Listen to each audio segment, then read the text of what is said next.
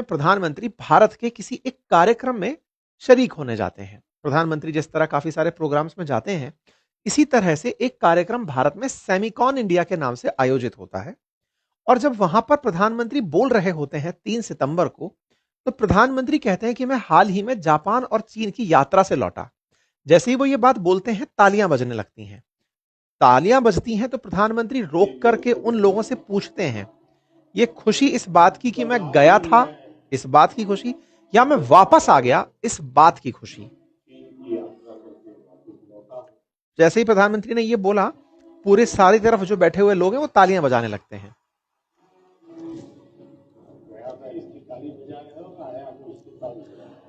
गया था इसकी ताली बजा रहे हो या आया हूं इसकी ताली बजा रहे हो। असल में प्रधानमंत्री का जो ये वक्तव्य था, ये उस समय मीडिया में चर्चा का विषय बना। प्रधानमंत्री बहुत से देशों की यात्रा पर जाते हैं, आकर के इस तरह की बातें कभी नहीं कहते हैं। किसी देश से लौटकर आने पर उनकी ये सामान्य प्रतिक्रिया नहीं है। तालियां बजने पर तो विशेष रूप से प्रधानमंत्री अपने इस यात्रा को बहुत बढ़ा चढ़ाकर नहीं बताते हैं। लेकिन इस प्रतिक्रिया से लोग सवाल बनाने लगे कि प्रधानमंत्री ने क्या यह जानबूझकर मेंशन किया कि आज मैं वापस आ गया हूं, क्या खुश हो कि मैं लौट आया हूं? क्या इनके दिमाग में कुछ ऐसा चल रहा था उस समय जो इन्हें बताया गया था कि आपके साथ कुछ गलत होने वाला है? अब ये बच करके वापस आए हैं, तो इसी बचने के बाद में ये लोगों के साथ अपनी बातें रख रहे हैं। ये चर्चा का विषय बनता है। हेडलाइंस बनती हैं, US special force officer who died eight Dhaka Westin hotel checked in on August 27, not on August 29। अब ये क्या कहानी है? एक अखबार है जिसका नाम है नॉर्थ ईस्ट न्यूज। इस नॉर्थ ईस्ट न्यूज ने एक हेडलाइन कवर की और उसने लिखा कि यूएस स्पेशल फोर्स का ऑफिसर जो कि 50 साल का था, ये व्यक्ति है जिसे आप यहां पर देख रहे हैं। इस व्यक्ति ने, जिसका नाम था अरवेल जैक्सन, ये अरवेल जैक्सन बांग्लादेश आया हुआ था और बांग्लादेश में 27 तारीख को इसने होटल में चेक इन किया था। अब 27 तारीख से क्या लेना देना? 29, 30, 31, 1 इस बीच में प्रधानमंत्री की यात्रा जापान और चीन की यात्रा थी। इधर जापान और चीन की यात्रा पर गए प्रधानमंत्री का बांग्लादेश क्या कनेक्शन है, अब उस पर आते हैं। असल में ये स्पेशल फोर्सेस का अधिकारी, अमेरिकी फोर्सेस का अधिकारी, बांग्लादेश के एक होटल जिसका नाम वेस्टिन होटल है उसमें मृत पाया जाता है। एक 5 स्टार होटल है, उसमें मृत पाया जाता है। मृत पाया जाना शारीरिक रूप से किसी भी तरह से संभव हो सकता है, लेकिन धीरे धीरे रिपोर्ट्स में बाहर निकल कर आता है कि इसे मारने के लिए इसके ड्रिंक्स में पोलोनियम नाम का कोई केमिकल मिलाया गया था। जानकारी निकल कर आती है कि इस व्यक्ति को लेने के लिए यूएस एम्बेसी से ही ऑफिसर्स आते हैं, यूएस एम्बेसी से ही डॉक्टर्स आते हैं। लोकल पुलिस को इस केस में हाथ भी नहीं लगाने दिया जाता है और इसकी मीडिया कवरेज को बंद करा दिया जाता है। अमेरिकी अधिकारियों द्वारा होटल के स्टाफ को धमकाया जाता है कि यह खबर अब बाहर नहीं आनी चाहिए। ढाका पुलिस तक ने इस पर कोई बयान नहीं दिया। एक व्यक्ति की मौत किसी दूसरे देश में अगर हो रही है तो निश्चित ही यह दूसरे देश का विषय है, क्योंकि एम्बेसी में मौत नहीं हुई है, किसी दूसरी देश की धरती पर मौत हुई है। इस व्यक्ति की मौत के बाद जब इसके रूम को खाली करने के लिए जो टीम आई, वो भी यूएस एम्बेसी से ही आई और वो इसके कमरे से ना केवल डेड बॉडी को लेकर गई, बल्कि काफी सारे बैग भर करके सामान लेकर के गई। इस पर बहुत सारे सवाल उठने लगे कि अल्टीमेटली यूएस वाले ऐसा क्या छुपा रहे हैं अपने एक कर्मचारी की मौत के नाम पर, जिसे मीडिया में भी आने नहीं दिया जा रहा। खबरें बड़ी बनती चली गई। धीरे धीरे लोग इसके पीछे की कॉन्स्पिरेसी को तलाशने लगे। तारीखों को जोड़ने की बात तब शुरू हुई जब प्रधानमंत्री 3 सितंबर को लौट कर आए। वेस्टिन होटल का प्रधानमंत्री से क्या कनेक्शन है, अब उस पर चलते हैं। असल मायने में जानकारी निकल कर आई कि यह व्यक्ति 27 तारीख से 1 सितंबर के बीच इसी होटल में था। 29 तारीख को जिस समय प्रधानमंत्री मोदी चाइना में थे, उस समय ही इसका खेल हो गया। असल मायने में ढाका में बैठा ये जो अधिकारी था, इस अधिकारी को डीप स्टेट ने भेजा था। डीप स्टेट की क्या कहानी है, अब उस पर चलते हैं। असल में कहा जा रहा है कि यूएस की खुफिया एजेंसीज इस बात से खफा थी कि प्रधानमंत्री मोदी रूस और चाइना से मुलाकात करें। वो लगातार पहले भी इस बात का प्रयास करते रहे कि ये तीनों लोग आपस में ना मिलें। इनको रोकने के लिए या तो भारत के अंदर ही अशांति पैदा की जाए, और अशांति पैदा करने के लिए इस तरह के गुप्तचरों को, जो कि विशेष रूप से एजेंट्स होते हैं, कई फिल्मों को जिस तरह से आपने जेम्स बॉन्ड स्टाइल में देखा है और समझा है, कुछ ऐसे कलाकार टाइप के लोग होते हैं जिन्हें पूरा पूरा जिम्मा देके भेजा जाता है कि आप जाएंगे वहीं के लोगों में घुल मिल जाएंगे, अपनी तरफ से पैसा फैलाएंगे, देश में अशांति पैदा करेंगे। ये इस दौर में बांग्लादेश था जिस समय प्रधानमंत्री उस जापान की यात्रा पर थे। जापान से उन्हें चाइना आना था।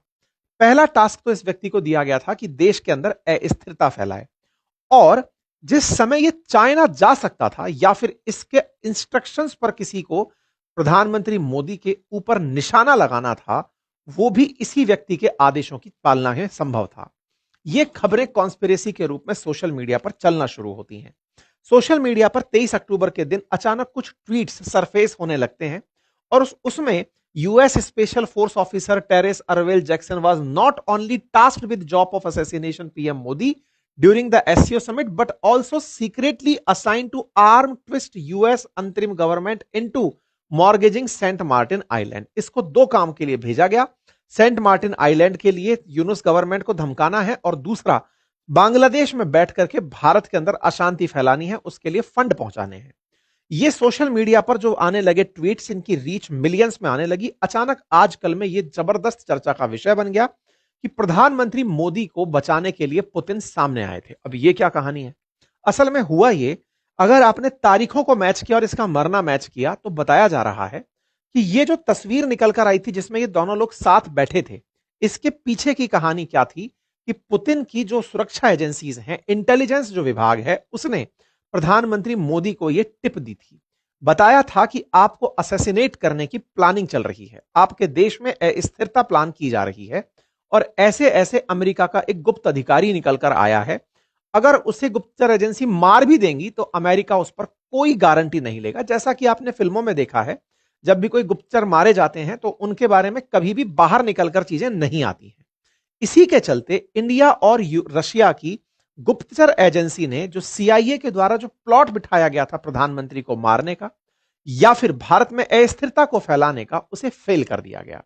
इस तरह से जानकारी बाहर निकलना शुरू होती है। हालांकि इस पूरी घटना का किसी ने अभी तक कोई क्लेम नहीं किया है, अर्थात ना तो भारत की तरफ से कोई घटना पर क्लेम हुआ है, ना अमेरिका की तरफ से कोई क्लेम हुआ है, ना रशिया की तरफ से क्लेम हुआ है। लोग बस इसको इस तरह से जोड़कर देखना शुरू कर रहे हैं कि प्रधानमंत्री ने आकर जो बयान दिया वो अपने आप में संदेह खड़ा करता है।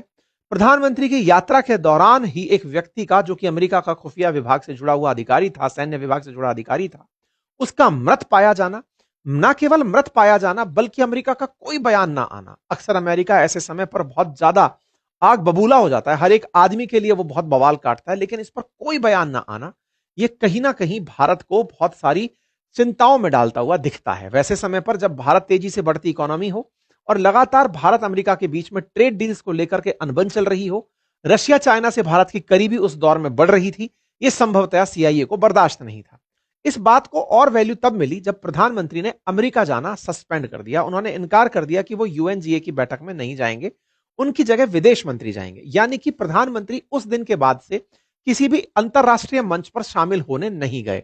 आप चाहे 23 से 29 सितंबर की बैठक की बात देख लें, या फिर गाजा में हुई शर्म अल शेख की बैठक देख लें, जहां पर सीआईए द्वारा, मतलब ट्रंप की बैठक को आयोजित किया जा रहा था, या यूएनजीए में जहां सीआईए पूरी तरह से सक्रिय था, और तो और अभी आसियान की बैठक में भी प्रधानमंत्री ने वर्चुअली कनेक्ट करने की बात की है, क्योंकि यहां पर भी ट्रंप आ रहे हैं, यानी कि सीआईए पूरी तरह से अपने हाथ में नियंत्रण रखेगी। आप में से बहुत सारे लोग इस पूरी कहानी के एक और पक्ष की तरफ भी विचार कर रहे होंगे, और वो ये है कि प्रधानमंत्री मोदी ट्रंप से नहीं मिलना चाहते। संभवतः यह भी तो एक कारण हो सकता है। ऐसा मैं क्यों बोल रहा हूं? क्योंकि इस समय पर कांग्रेस के द्वारा एक शब्द फैलाया जा रहा है, और वो ये कि मोदी के मन की बात बच के रहना रे बाबा, यानी कि प्रधानमंत्री मोदी ट्रंप से बच के भाग रहे हैं।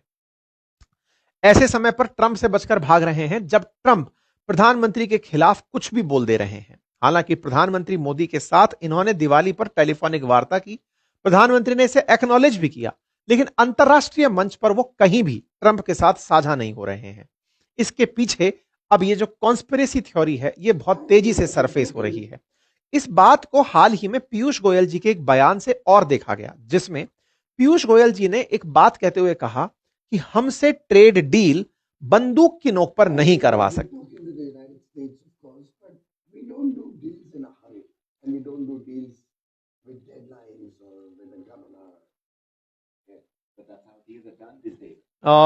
आप हमसे डील हमारे सर पर बंदूक रखकर नहीं कर सकते। ये जो बात निकलकर आई, इस बात के बहुत सारे मायने अब इस पूरी कहानी को सपोर्ट करते हुए दिख रहे हैं। अर्थात भारत यूएस के साथ जो डील करने जा रहा है, जिसके लिए लगभग सारा माहौल बन चुका है, उस डील के पीछे सीआईए के द्वारा भारत की सरकार को गिराने, साथ ही साथ प्रधानमंत्री मोदी के खिलाफ कॉन्स्पिरेसी प्लान करने या फिर तमाम प्रकार की चीजें होने की संभावनाएं जताई जा रही हैं। बट अगेन, क्योंकि ये बात पूरी तरह से फिल्मी है, देख करके लगता है कि इसका कोई साक्ष्य नहीं है। अक्सर जैसा फिल्मों में दिखाया जाता है कि अगर कोई हमारे देश के रिसर्च जो एनालिस्ट विंग जो रॉ है, वो भी अगर कोई खुफिया जानकारी इकट्ठा करती है या कोई काम करके आती है, तो वो कभी भी सरफेस नहीं होता है। फिलहाल के लिए लोग इसको इसी तरह से जोड़ रहे हैं कि हो सकता है कि यह हमारी खुफिया एजेंसियों का कारनामा हो और उन्हीं की तरफ से प्रधानमंत्री को हिदायत हो कि जहां जहां सीआईए के साथ बैठक हो, आप वहां नहीं जाएंगे, यानी अमेरिकी खुफिया एजेंसी वाले क्षेत्र में आप नहीं जाएंगे।